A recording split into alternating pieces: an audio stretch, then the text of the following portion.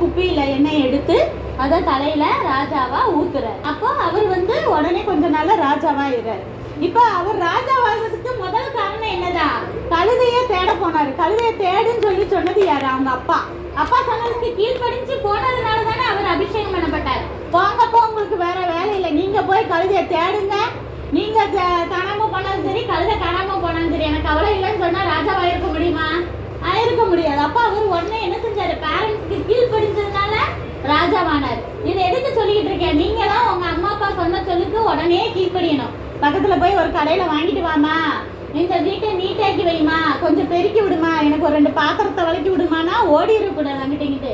யார் யாரெல்லாம் செய்வீங்க உடனே பேரண்ட்ஸ் சொன்னதுக்கு? சரியா? அதே போல சொல்லலைட்டாலும் சில விஷயங்கள் செய்யணும். பாத்ரூம்ல குளிக்க போனா அப்படியே சோப்பை தூக்கி போட்டுட்டு வந்துடுறது, யாராவது வலிக்கு விழுந்தா உழட்டும், நமக்கு என்ன அப்படின்லாம் வரக்கூடாது. டவலை எடுத்துட்டு வந்து வெளியே நீட்டா தொடச்சதெல்லாம் நல்லா நீட்டா விரிச்சு விடணும்.